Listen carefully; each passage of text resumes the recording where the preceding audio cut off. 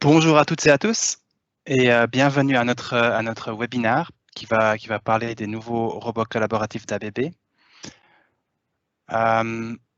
Aujourd'hui avec vous, je serai accompagné de Giuliano Ganga, qui est notre ingénieur d'application, qui est notre Bonjour, spécialiste technique pour les robots collaboratifs. bonjour à Et, tous. et moi, je suis Benoît Gerber, je suis responsable du product management, du marketing et de la communication pour ABB Robotique en Suisse. Et aujourd'hui, nous sommes très contents et très fiers de pouvoir parler de nos nouveaux robots collaboratifs. Le 24 février, nous avons lancé deux tout nouveaux types de robots collaboratifs sur le marché. Le premier de ces deux robots, c'est le robot qu'on appelle GoFa. GoFa pour Go Far, Go Faster, Go Further. C'est simplement un robot collaboratif avec une capacité de charge de 5 kg, avec près d'1 mètre de rayon d'action et qui est assez rapide, qui va jusqu'à 2,2 mètres par seconde. Donc c'est nettement plus rapide que la plupart des robots collaboratifs et qui nous permet d'augmenter notre portefeuille de robots collaboratifs, d'avoir des choses un peu plus grandes pour pouvoir utiliser des outils un peu plus, enfin, pouvoir soulever des choses un peu plus lourdes. Ce qui est spécial avec ce robot GoFa, c'est que tout d'abord, il a des capteurs intégrés pour chaque axe du robot. On a des capteurs de force qui nous permettent plus de sécurité en cas de collision avec une personne ou avec des éléments, des objets à côté du robot. On les détecte immédiatement. Et puis, on va s'assurer qu'une collision n'est pas trop grave, n'est pas trop puissante. Donc, c'est un robot qui a la puissance et une force limitée pour assurer la collaboration avec les collaborateurs humains. La sensibilité de cette détection de collision est quelque chose d'ajustable. Selon les applications, on va vouloir que le robot s'arrête plus rapidement ou plus lentement. C'est aussi un robot qu'on peut déplacer par guidage manuel. On peut simplement prendre le robot avec deux mains et le déplacer sur l'espace de travail pour aller enregistrer des positions. On va vous montrer un peu plus tard dans la présentation comment ça fonctionne. Et donc, c'est ce qu'on appelle le lead-through, pour vraiment pouvoir guider le robot manuellement. Ce qui est nouveau avec ce robot, c'est ce qu'on appelle la arm-side interface. On le voit sur l'image du milieu ici. On a une interface avec un voyant lumineux qui nous indique le statut du robot. Et on a aussi deux petits boutons configurables qu'on peut utiliser pour, par exemple, enregistrer des instructions ou bien créer des actions. Avec ce robot, un des points principaux sur lesquels on a vraiment mis beaucoup d'énergie, c'est d'essayer de rendre le robot facile à utiliser. On a lancé sur le marché il y a à peu près une année une interface de programmation simplifiée qu'on voit sur l'image de droite ici qui s'appelle Wizard, qui est intégrée vraiment au robot et qui permet à tout à chacun de créer des programmes avec le robot. Pas besoin d'avoir un programmeur avec soi, chacun peut vraiment programmer le robot. Et pour pouvoir utiliser ce Wizard, on a des tutoriels qui sont disponibles en ligne. Le robot GoFa, où est-ce qu'on le voit? On le voit pour toute une série d'applications. Par exemple, pour aller charger et décharger des machines-outils, pouvoir intégrer le robot assez facilement. On le voit, l'empreinte du robot au sol est assez faible, il ne prend pas beaucoup de place. Et puis, avec son aspect de sécurité, il permet à des opérateurs, par exemple, d'aller charger des palettes ou décharger des palettes. Un autre exemple d'application possible, c'est aider les humains ici à charger des palettes. Simplement faire ces mouvements de pick and place répétitifs. On n'a pas forcément envie de faire ça manuellement à longueur de journée. On peut le donner au robot et puis, comme c'est un robot collaboratif, on est capable de travailler à côté du robot. Bien sûr, en faisant un peu attention, on a envie d'éviter les collisions. Donc ici, on a mis le robot un petit peu en arrière, protégé par le convoyeur. Simplement, c'est un robot avec lequel qu'on peut intégrer assez facilement sur un espace de travail de manière sûre. L'autre nouveau robot, c'est le robot qu'on appelle Swifty. Swifty parce qu'il est extrêmement rapide. Il a tous les avantages d'un robot industriel au niveau vitesse, au niveau précision. Et on a aussi développé des outils software pour le rendre sûr. Donc, c'est un robot qui a une capacité de charge de 4 kg, qui a environ un demi-mètre de rayon d'action et qui va jusqu'à 5 mètres par seconde. Le robot arrive avec un paquet de sécurité. L'aspect principal de sécurité avec ce robot, c'est, vu que c'est un robot rapide, il faut quelque chose de supplémentaire que juste dire que le robot est faible et va blesser personne en cas de collision. Donc là, on a intégré notre logiciel qui s'appelle SafeMove, qui existe depuis une dizaine d'années déjà, qui nous permet de définir des zones dans lesquelles le robot peut se déplacer vite et quand on s'approche, le robot va ralentir. Ce qui est nouveau avec SafeMove et ce robot, c'est qu'on a facilité l'utilisation de SafeMove, on a facilité aussi sa configuration.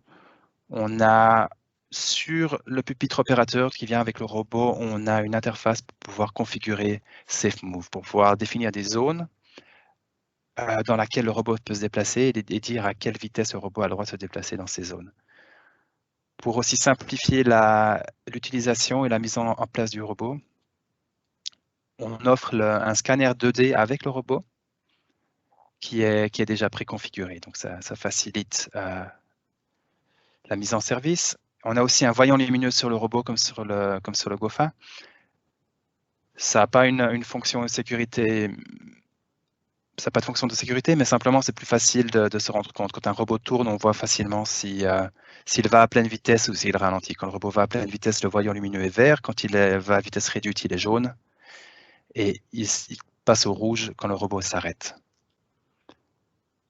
Quand on dit programme utilisation simplifiée, on a aussi développé, on le voit sur l'image de droite, une sorte de joystick pour pouvoir déplacer le robot manuellement. C'est un robot industriel, donc quand on le déplace, on est obligé d'avoir le pupitre opérateur et d'appuyer sur un bouton pour déclencher les moteurs. Mais on peut déplacer le robot avec une sorte d'outil, c'est une sorte de souris 3D qui nous permet de se déplacer en X, Y et Z. C'est ce qu'on appelle aussi le lead-through. Le but ici, c'est d'utiliser pour l'apprentissage de position et de l'enlever une fois que le programme tourne. On peut bien sûr aussi programmer le robot avec Wizard. Un exemple d'application typique, ici on le voit, on a le robot dans un coin, on a le capteur jaune ici, je vais chercher un petit voyant pour le montrer. On a ici un scanner 2D. Quand une personne s'approche et entre dans cette zone ici, le robot va aller à vitesse réduite. On va le voir quand la personne va retourner dans la zone. Le robot va aller à vitesse réduite, on va voir le voyant qui passe au jaune. Et quand la personne s'approche vraiment du robot, le voyant passe au rouge et le robot est arrêté. Et le robot redémarre dès que la personne quitte la zone. Et en ce moment, le robot travaille à pleine vitesse. Ce qui est intéressant ici, c'est de nouveau de pouvoir venir charger et décharger des palettes ou pouvoir faire une inspection visuelle assez rapide. On a un robot industriel qui va à pleine vitesse et avec lequel on peut quand même interagir. La différence par rapport au GOFA, c'est qu'on a ici une zone un peu plus grande dans laquelle on va pas aller. Un autre exemple d'application, par exemple, c'est d'avoir un robot qui nous prépare des petits kits d'assemblage manuel. Une fois que le kit est prêt, une personne peut venir le chercher. Le robot s'arrête quand la personne est à côté et redémarre juste après. Ça passe ici avec ici c'est pour un kit de montage de montre, mais bien sûr, on peut imaginer ce genre de comportement pour tout type d'application. Donc ici, quand on parle de collaboration, c'est plutôt une interaction sporadique avec le robot. C'est pas vraiment un robot collaboratif avec lequel l'humain travaille tout le temps, mais de manière régulière, on peut venir dans l'espace de travail du robot. Au niveau programmation, je laisse la parole à Giuliano. Oui, merci Benoît. OK, je peux vous donner quelques informations de plus sur Wizard. Ça, c'est une application qui vient préinstaller sur les robots collaboratifs et non, qui ont la dernière génération de contrôleurs, donc sur Omnicore. L'avantage sur les robots collaboratifs, c'est la fonction de lead-through, donc le fait de pouvoir déplacer le robot à la main, ce qui facilite ensuite pour enregistrer des points. De quoi s'agit-il? Comme déjà dit, c'est un moyen facile et intuitif de programmer les robots. L'idée, c'est qu'une personne avec sans connaissance de programmation puisse quand même faire une petite application pick and place, quelque chose de pas trop complexe, mais quand même déjà très utile, puisque la majorité des applications, c'est vraiment quelque chose de répétitif et de simple, pas forcément complexe. Et comme déjà dit, il est préinstallé et il est gratuit. Donc, c'est un bon point pour faire des applications simples et aussi pour commencer à faire des applications qui ensuite peuvent évoluer, devenir plus complexes, mais on peut ensuite y construire dessous sur ce qu'on a, quoi. Donc, la partie graphique est basée sur Blockly. C'est une bibliothèque open source qui a été fournie par Google. On la voit dans d'autres applications aussi. ABB l'a reprise pour en faire une programmation intuitive sur notre flex pendant, donc notre interface. Et l'idée qu'avec vraiment avec le doigt, on peut tirer les blocs et les mettre en position, les mettre l'un après les autres, et avec tout simplement enregistrer des points et faire une séquence de mouvements, par exemple. On va voir en plus en détail après qu'est-ce qu'il y a comme possibilité. Là, on voit déjà un petit peu la graphique. On voit que c'est vraiment simple à comprendre. Dans ce cas-là, la partie en haut, en rouge, elle est toujours là. Donc, c'est le début du programme. Quand on place play, on peut y taper dessous sur la play et ça va démarrer le programme qu'on a fait. La partie en vert, par exemple, il fait un mouvement. Donc, le robot va se déplacer sur un point spécifique. On va voir plus en détail après. Et dans ce cas-là, il y a un loop qui fait 10 fois une instruction de pick et une instruction de place. Ce qui est très implémenté d'une façon très élégante, c'est la façon dont Wizard nous amène à travers du processus pour enregistrer des points. Très graphique et très simple, très intuitif. Là, par exemple, merci Benoît, la vidéo elle a déjà démarré. On voit comment une personne peut simplement insérer deux instructions de mouvement, puis juste amener le robot à sa position, taper sur OK, et le Wizard il enregistre la position, et là il a ensuite mis un loop pour le répéter quelques fois, et puis on voit qu'au bout d'une minute, il a pu faire une application toute simple qui fait, dans ce cas-là, deux mouvements dans l'air, mais on a vu que c'est vraiment simple à implémenter. Par exemple, dans l'instruction de mouvement, on dit encore avec le tool, on y va. Est-ce qu'on y va à cette position-là avec les doigts, ou bien est-ce qu'on y va avec le vacuum, on y va avec la caméra? À quelle vitesse? Des vitesses préprogrammées. Dans ce cas-là, c'est quickly, donc c'est une vitesse élevée. Typiquement, sur le Singularium, ça serait 1 mètre par seconde. Et puis le point, là où ça dit somewhere, en y tapant dessous, le Wizard nous amène à travers du processus pour enregistrer un nouveau point. Donc, merci Benoît, tu peux continuer. Juste une petite information sur le slide d'avant. On voit aussi les deux façons de se bouger. Donc, le move d'en haut, c'est de se bouger le plus rapidement que possible sur la position enregistrée. Et l'instruction d'en bas, c'est donc en ligne droite. Pour le reste, c'est la même chose. Là, j'ai pris deux autres instructions. Il y en a beaucoup plus, mais j'ai pris juste quelques-unes pour vous donner quelques informations. C'est une instruction qui nous permet de prendre une pièce d'un tray Dans l'instruction aussi nous amène à travers les pas pour enseigner un nouveau trait au système. Donc, on voit dans l'image au milieu qu'on peut faire des traits jusqu'à 3 dimensions. Et ils peuvent être très simplement, on peut les enregistrer de façon très simple, juste en lui donnant, en montrant Wizard les 3 positions extrêmes, donc la première position, par exemple, dans l'axe X, la dernière dans l'axe X, et puis la dernière dans l'axe Y. Et juste en sachant combien de slots ce trait il a, le système calcule le déplacement qu'il a à faire. Et avec ces 2 instructions, il sera capable d'aller chercher toutes les positions dans ce trait. Donc, au bout, on aura, par exemple, avec un loop de 10 fois pour parcourir tous les 10 slots, on aura compléter notre application. Ouais, pas forcément aller regarder toute la vidéo. Je pense qu'on peut passer au slide suivant. Là, ça montre comment ça se fait. Ce qui est très intéressant aussi dans Wizard, c'est que c'est un outil qui est scalable. Donc, si on se retrouve au point où les instructions à disposition ne sont pas suffisantes pour faire ce qu'on aimerait, il y a une application qui s'appelle Skill Creator qui nous permet de faire des instructions, de générer des instructions personnelles, donc selon nos besoins.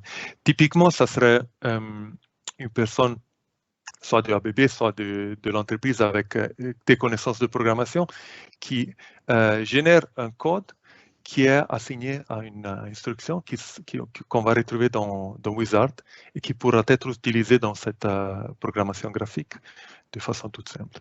Donc, de cette façon, une personne experte dans l'entreprise pourrait générer des instructions qui sont utilisées par d'autres personnes dans la même entreprise pour faire après des programmes tout simples. Oui, ça c'est Skill Creator. Et, je pense que c'était juste pour vous donner une idée de ce qu'il peut faire. Et c'est tout de ma part. Merci Benoît. Voilà, et l'idée de Wizard, c'est vraiment que les opérateurs, ceux qui ont vraiment une connaissance des procédés de fabrication, puissent programmer le robot, créer des choses faciles avec le robot, sans avoir besoin du savoir-faire du programmeur. Et on peut créer le début du programme avec Wizard. Et ce qui est intéressant, c'est que quand on crée un programme dans Wizard, on génère un vrai code robot qu'un expert peut ensuite utiliser, peut ensuite améliorer, rajouter un peu de la complexité. Il y a 2 semaines, on a enregistré un webinaire en allemand avec nos collègues d'Allemagne et d'Autriche. On avait un robot avec nous et puis on a fait une petite démo avec une collègue. Et je voulais simplement vous montrer comment ça fonctionne. Donc ici, c'est notre robot GOFA. Et au début de la petite démonstration, ce qu'on fait, c'est qu'on va activer le mode Lead Through. On voit ici le voyant lumineux est blanc, ça veut dire que le robot est allumé, mais on ne peut pas le bouger. Et ici, on a activé le Lead Through, on voit que ce voyant lumineux est devenu jaune. Donc, quand le voyant est jaune, ça veut dire que le Lead Through est activé et on peut très facilement déplacer le robot. Quand on déplace le robot, c'est vraiment très agréable. C'est très précis, il suit vraiment nos mouvements.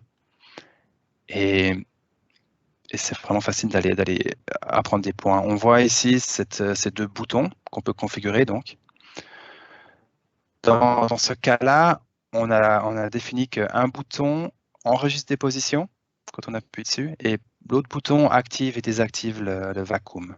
On a ici un préhenseur pneumatique avec deux ventouses. Et donc ici, on va créer un simple programme de pick and place. On crée d'abord une première position de départ. On a vu que quand la collègue a appuyé sur le bouton, le voyant lumineux a clignoté un petit peu. C'est pour dire OK, on a fait quelque chose, on a enregistré une position. Ensuite, pour aller prendre une de ces petites capsules, on va déplacer le robot. On va créer d'abord une position au-dessus de la capsule. On enregistre la position, on voit le voyant qui clignote. Ensuite, on essaie de descendre de manière droite sur la capsule, enregistrer une position, activer la ventouse.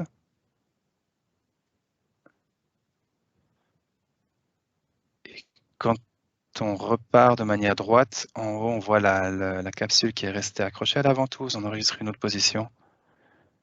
Puis ensuite, on va aller faire à peu près la même chose pour aller déposer la pièce. On enregistre une première position au-dessus du point de dépose. Ensuite, une position à l'endroit où on va lâcher la pièce. On déclenche le vacuum. Et on peut remonter le robot. Et ainsi, en quelques secondes, on a fait simplement une application de pick and place très très simple. On retourne ici à une position un petit peu de départ. Et puis on voit sur le pupitre opérateur ici qu'on a créé des différentes lignes. Chaque fois que la collègue a appuyé sur un bouton, ici on a créé un bloc dans Wizard. Et le programme, c'est simplement la suite de ces blocs qu'on effectue dans l'ordre.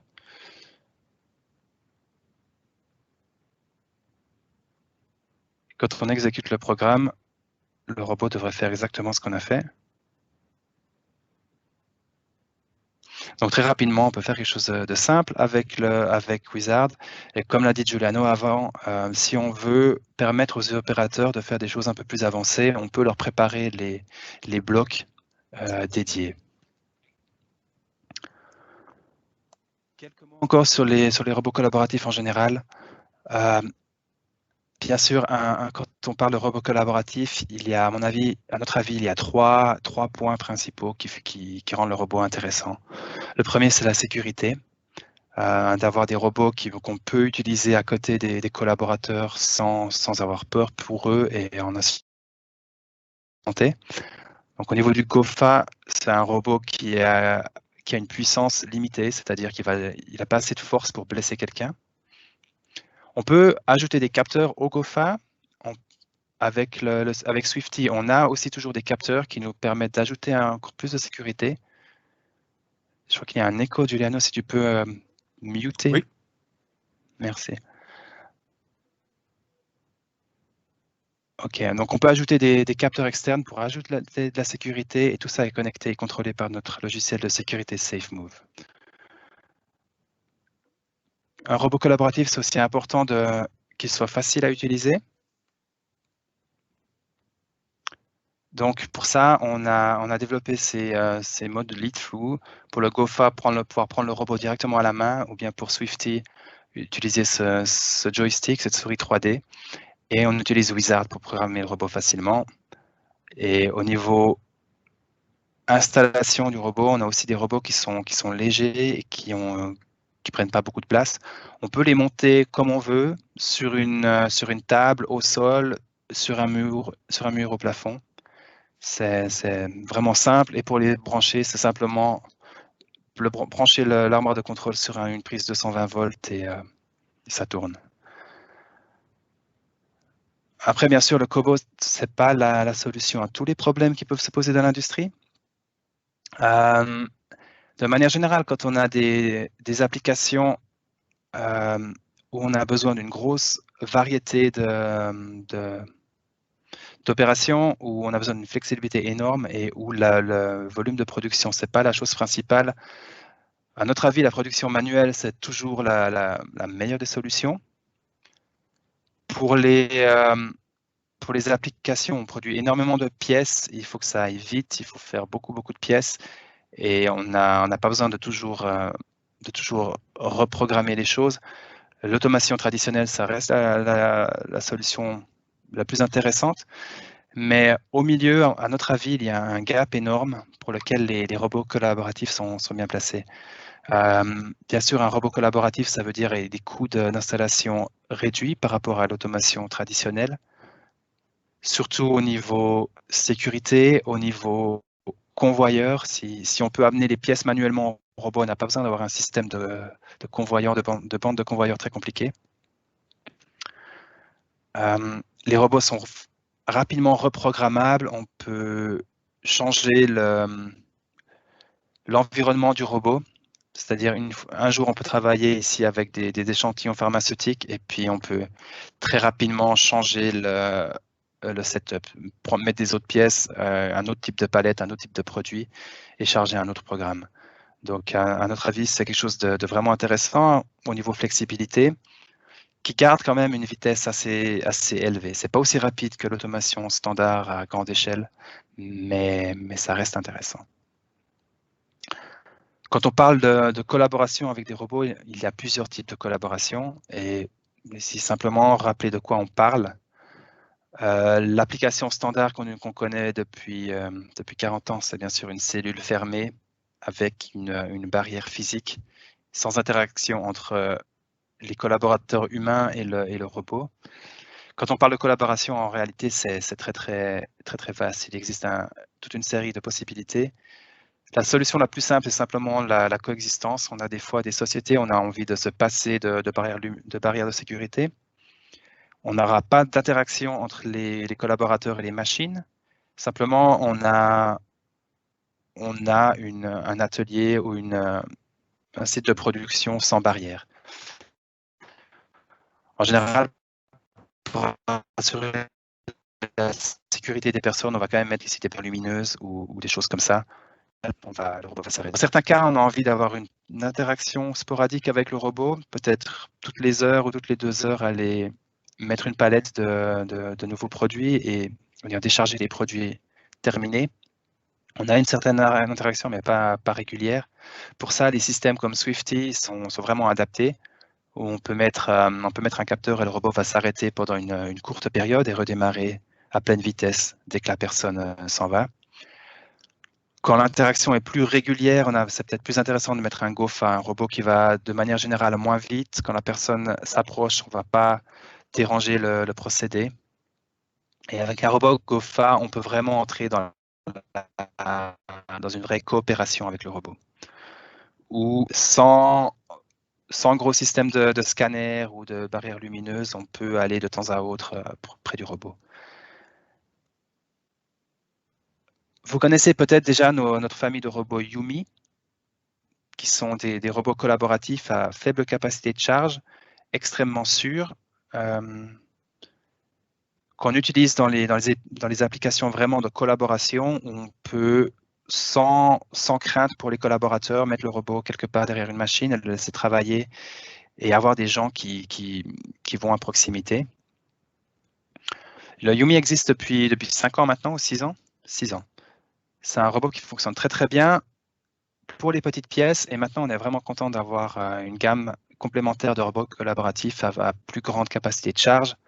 Swifty pour des applications très rapides avec une interaction sporadique, et GOFA un petit peu au milieu, qui nous permet les deux types tous les types de collaboration en réalité. Donc ici encore le résumé. Swifty, vraiment collaboration à haute vitesse, idéal par exemple pour aller charger des machines ou bien pour des tâches d'inspection régulière. GOFA qui nous permet aussi ce genre d'application, mais qui en plus a pour lui la facilité d'utilisation avec cette arm-side interface, comme on l'a vu dans la petite démo, qui rend le robot très facile et très rapide à programmer.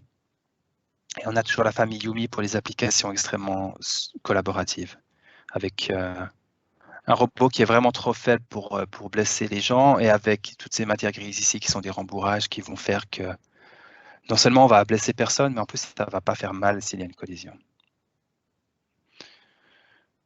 Au niveau des développements qu'est-ce qu'on va amener au robot collaboratif ces prochains temps? À notre avis, on a au niveau robot de bonnes solutions. Ce qu'on aimerait développer, c'est tout ce qui va autour du robot. On aimerait créer un vrai écosystème autour du robot. On a déjà des éléments qui se connectent très bien au robot. On a ici des systèmes de convoyeurs, des bols vibrants. Il existe aussi des systèmes de peau sensibles qu'on peut mettre autour du robot pour ajouter encore un peu de protection pour des robots un peu plus grands. systèmes pour amener de conduite, pour amener par exemple de l'air comprimé ou des signaux spéciaux à la tête du robot.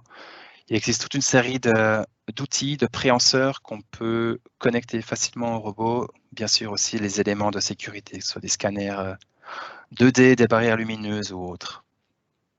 Et le but, c'est vraiment de créer l'écosystème le plus complet, le plus facile à installer. Idéalement, on prend un préhenseur quelconque, on le branche au robot et le robot détecte ce que c'est.